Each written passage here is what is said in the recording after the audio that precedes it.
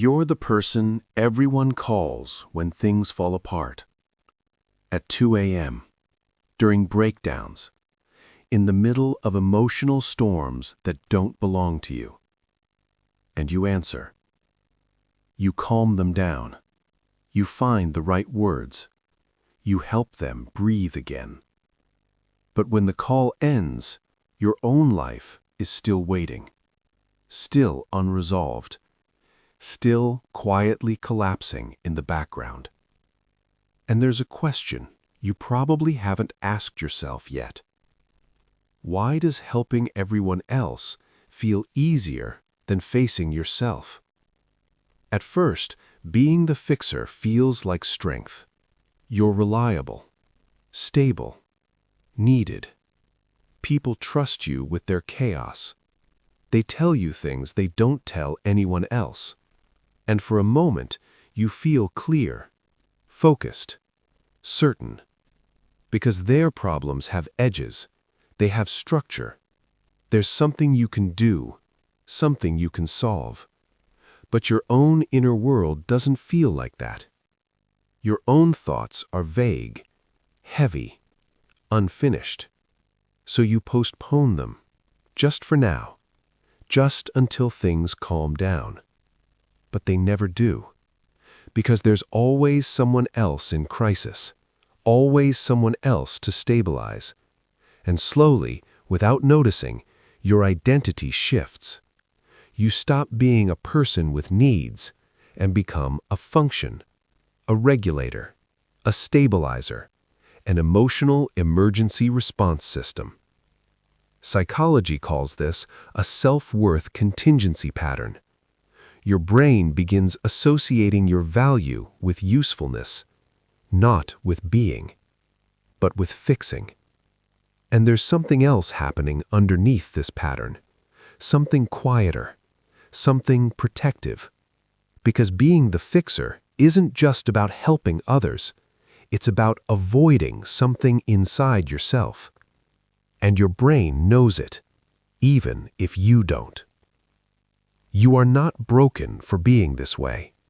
Your brain didn't randomly choose this pattern. It learned it, adapted it, because at some point, focusing on others was safer than focusing on yourself. In psychology, this is called an avoidance coping strategy.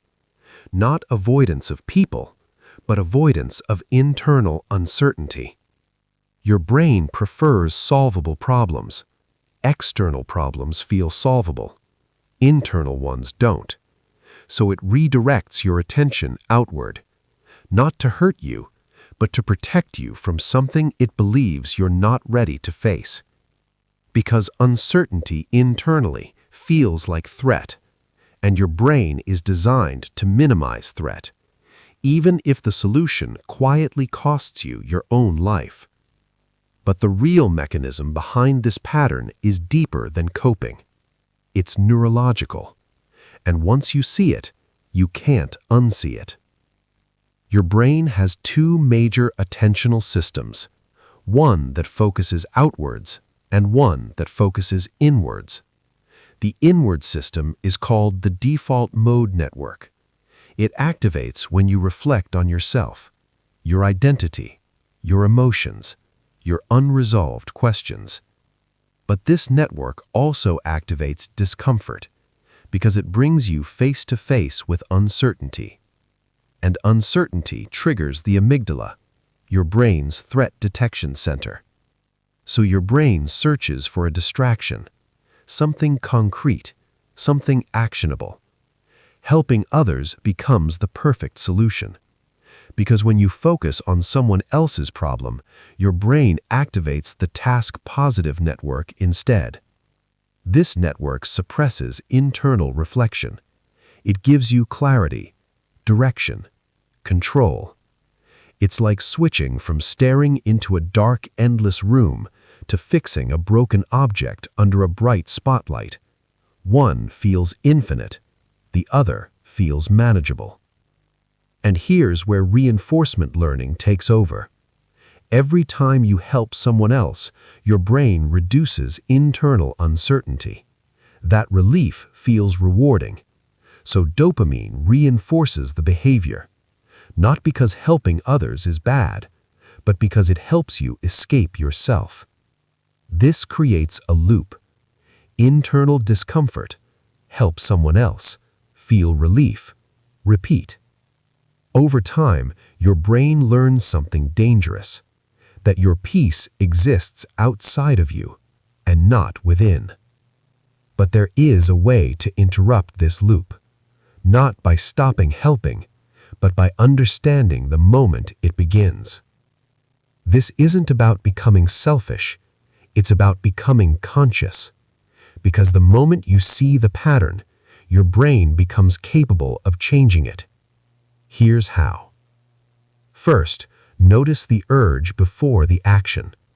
The next time someone brings you a problem, pause for 5 seconds before responding.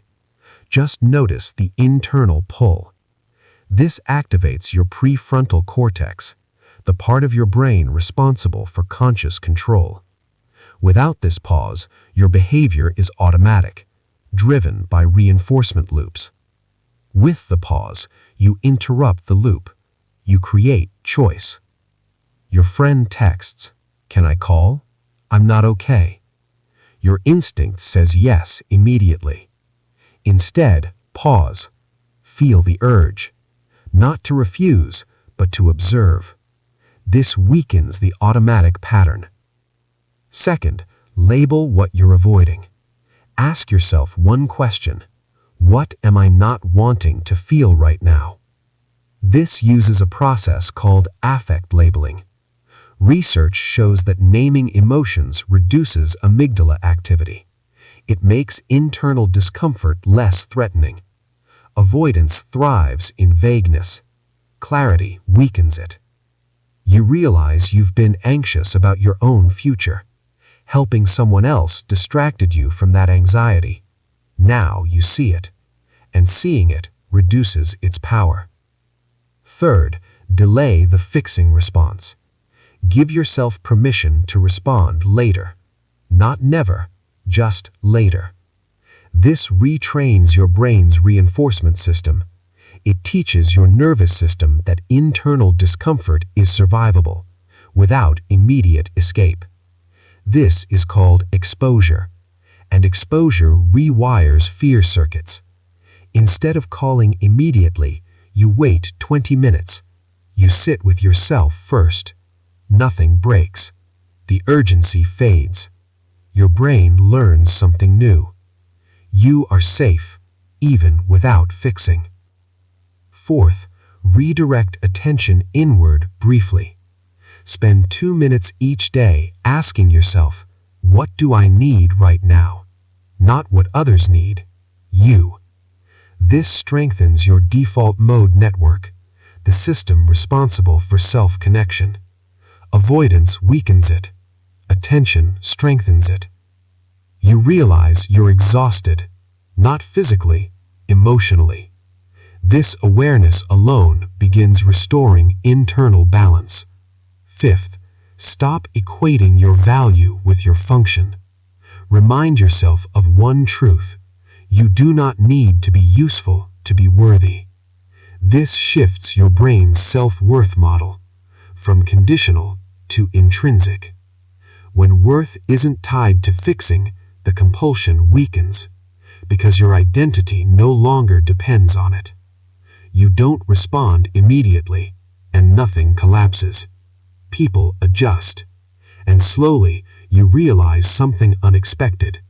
You were never holding the world together. You were holding yourself away from yourself. Imagine your mind as a house.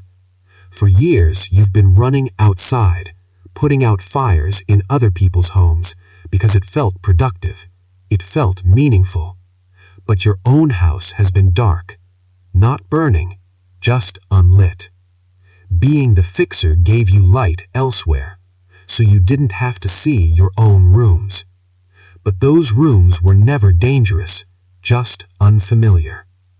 The moment you stop running outward automatically, you begin turning the lights on inside, one room at a time. and nothing catastrophic happens. Only clarity. You were never weak for becoming the fixer. Your brain was protecting you from uncertainty, from silence, from yourself. But protection can become limitation, and limitation can quietly become identity. You don't need to stop caring. You don't need to stop helping. You only need to stop disappearing in the process. Because the life you've been postponing is still waiting. Not for a better version of you, not for a more useful version of you, just for you. And the moment you stop running from your own inner world, you may realize something you were never expecting. You were never meant to fix yourself, only to finally see